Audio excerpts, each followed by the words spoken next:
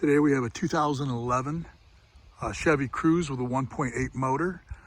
The customer's having problems. As soon as they start the car, the fans are on. It shuts down because of the fact it says it's running too hot, even though it's not, and the air conditioning unit is shut off. So what we're going to do is replace the thermostat housing, which has a couple sensors that are built into it, and that should alleviate the problem. And when I scanned it for codes, it also come up with a reading of a PO116, a PO118, and a PO119 code. This is the location. Your thermostat and your sensors are back here. This is what it looks like, brand new, of course, and it's going to sit in there just like that. You can see the sensor plugs in here, and it plugs in up here, and you got hoses there, there, and a big hose going here. First thing you're going to do is disconnect the battery, so you have no power going to it. And this does have a different kind of socket that's holding it right here. It's called the eTorx Star socket. You can pick one up at a hardware store or whatever, but it's an E10 size. So.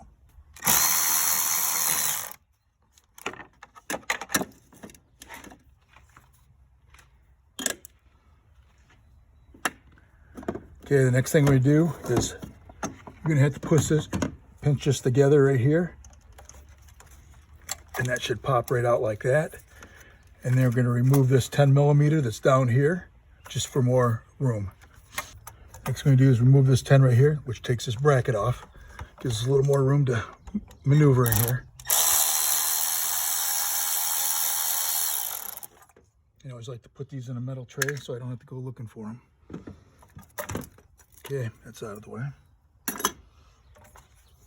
Okay, the next thing you do have to drain the coolant on this. So we're gonna go ahead and drain the coolant, and once we do that, we're gonna remove this clamp, and some of the sensors.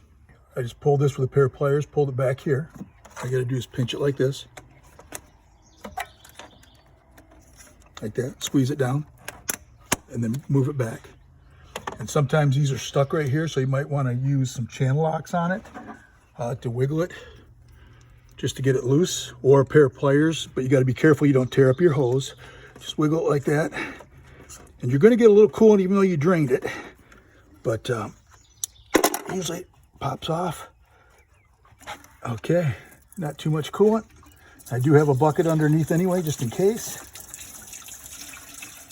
And make sure we get as much as we can in the bucket, of course. Now I have two other hoses that are the same. You just gotta squeeze it and wiggle them, get them off in the back. This front right here, you push this tab in. This is to a sensor. You got a tab right here on the side. You push that in. You might have to wiggle it, and then it pops off like that. Okay, on to the other two clamps. We have the one here on top that we got to remove. And this has just got a clip on it also, but as you can see, this clip right here just pulls forward. So you get fingers behind it and just snap it out of there and then lift this out, just like that. To get a little more room at these back hoses back here, I'm gonna move this. So we're gonna take these two 10s off, and I'm gonna take the panel popper, pop that one out, pop this one out, and then remove the two 10s here, and I should be able to wiggle the the harness someplace out of the way, hopefully.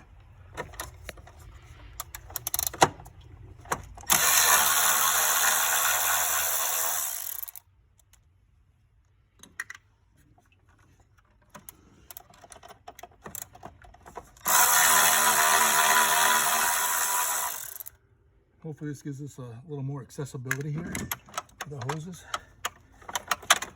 Pull that, oh yeah, moves it. And now these two hoses here in the back, I can pull the clip, pull it down, same thing on the bottom one, and then get these off of there. Now what you're also gonna do, this pipe goes into the front here. There's one of those star ones here and one next to it. Those two have to come out. And then the four that are over here, there's one here, and two down below. And then we got to unplug one other thing, and this should come right out. It'll be clean it up, put the new one in. This is one on this side.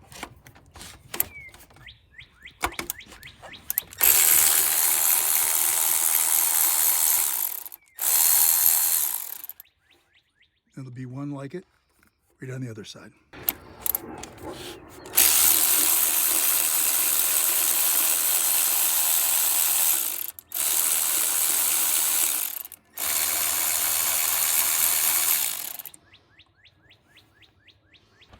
The next thing we're gonna do is remove these. There's one here, here, and two down below it. And they're all the same length.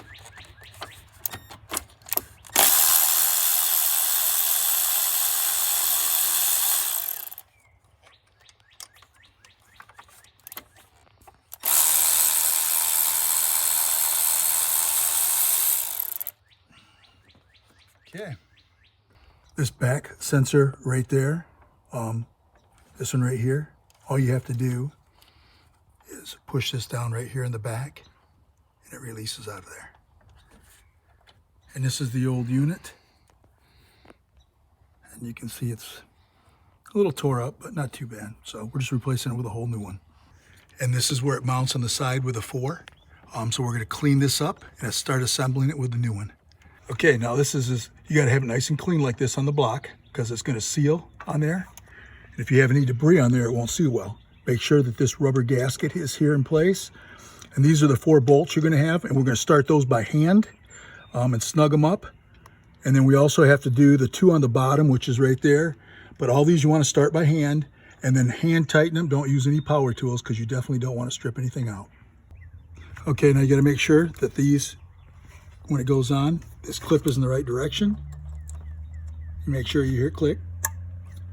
And this is going to be the same way. There's one back here that we took off too for the other sensor. Just got to make sure that you get it lined up right and push it down and hear it click. Okay. Now the next thing we're going to do is put this hose on. And the hose, all of these hoses, the connectors, have a little stop right there. And you don't want to, of course, go over that because you'll have a leak. And then you also try to put this back exactly where it was at so you don't have a leak. The next thing we'll do is put this on, put it down in there, and put the clip on it. Hold it in place, which I know is hard to see.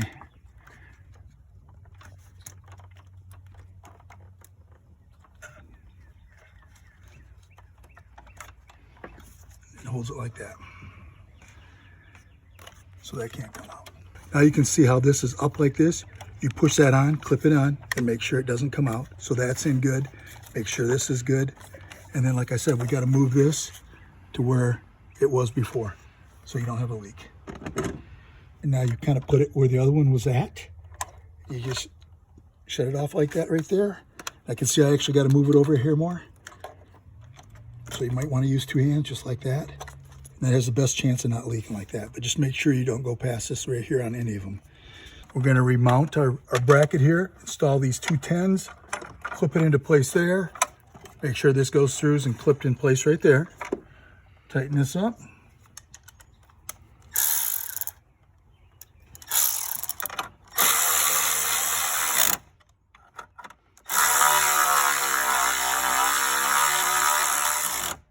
Okay, the last bracket we're going to put in is this one right here with another 10.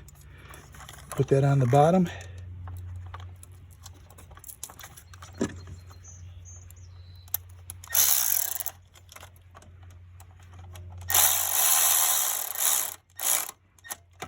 This is already broke off, but you can kind of slide on there or put a zip tie on it.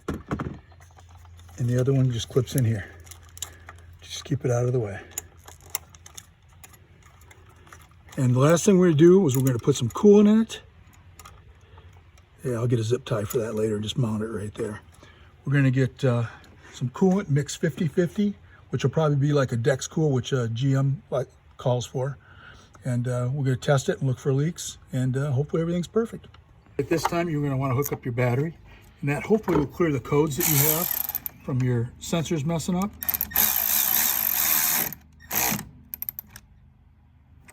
Tight. Okay, now we're going to fill it with coolant, and since this is a GM product, you're going to want to use Dex Cool, which is recommended by the manufacturer. You're going to do a 50-50 ratio, which should be good for about 30 below. So you take this off. Make sure your car is on a flat surface.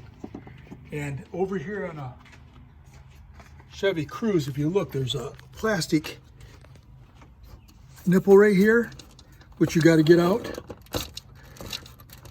And if it's on a flat surface, you fill it, and it's like a bleeder valve. It's going to let the air come out. Oh, you can actually hear it. And that makes it so it bleeds, so the car won't overheat. I've already pre-mixed the Dexcool to a 50-50 ratio. I'm going to pour that in, and I have that bleeder valve totally out. So this will hopefully get most of the air out while we're doing it. And once you get it like that, it starts to dribble out that hole over on the side over there. Then you're going to take it down the road and check it. Whoops. You're going to take it down the road. Oh, now it's starting to pee out. That means all the air is out of it. Now make sure when you put this in, it's just plastic, that you don't over tighten it. And that should have most of the air bubbles out of it. So you won't have problems with it overheating going down the road. Now we're just going to top this off. We're going to take it down the road, and we're going to double check it for leaks and stuff when we're done. That's all it takes to put a thermostat housing in a 2011 Chevy Cruze.